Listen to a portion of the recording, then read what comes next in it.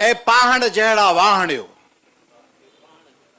ए पाहण जहिड़ा वाहणियो, छा लाइ ईअं लाचार रहो, छा लाइ डिॼो, छा लाइ लिको, आ कुड़म मथां केॾो न टिको। था कायर रातो रात अचनि ऐं घातक सोचे घात अचनि, ऐं घर घर फुरलुट लाइनि था, हर घर वारे खे घाइनि था, हर घर वारीअ खे लोइनि था, ऐं बेड़े चूंडे ढोइनि था। ऐं वींगस तुंहिंजा वार चङा, वरी घर, हू डिप्रेशन, वरी फैमिली, इश्क।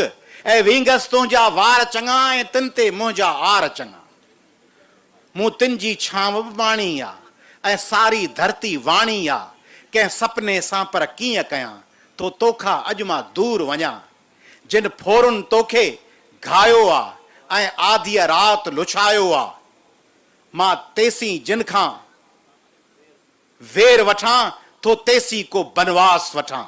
मां नेठि त मोटी अचणो आहे, ऐं तोसां गॾिजी नचणो आहे। हिन रंग रंगेली धरतीअ ते, मद मस्त नशेली धरतीअ ते, मां तुंहिंजे अर्ते खोंबे मां ही ॻाढ़ो झंडो थो ठाहियां।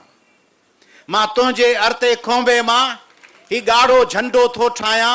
अॼु हिन परचम जे पाछे में मां कोट अंदरि या काछे में ललकार कंदुसि सरवेरीअ खे, ऐं वार कंदुसि सरवेरीअ ते।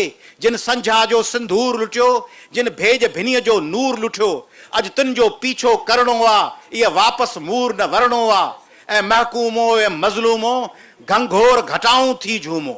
हर डुंगर खे ललकार कयो, ऐं उभरी उन ते वार कयो। अंधेर न कोई रहणो आहे, ऐं पेर न कोई रहणो आहे। कंहिं पापीअ जो हिन पाड़े में अधु राति कटी से धाड़े में, हा बाक़ी राति बि कटणी आहे, पर हाणे बात बि कटणी आहे। ऐं वेरीअ पोयां वञणो आहे, ऐं उन जो ॻाटो भञणो आहे। हा बाख भलेरी अचणी आहे, नए मोहन ते जा नचणी आहे। ऐं पोइ अॼु ज़ुल्म निहोड़े ईंदासीं, ऐं झंडो खोड़े ईंदासीं।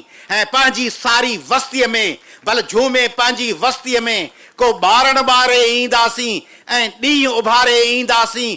ही ॻाढ़ो झंडो मस्तीअ में भल झूमे पंहिंजी वस्तीअ में। अॼु मारी मारे ईंदासीं, ऐं डुंगर ॾारे ईंदासीं। का बाहि लॻाए ॿेलनि खे, हिन धरतीअ जे धाड़ेलनि खे को सूरज ॿारे ईंदासीं।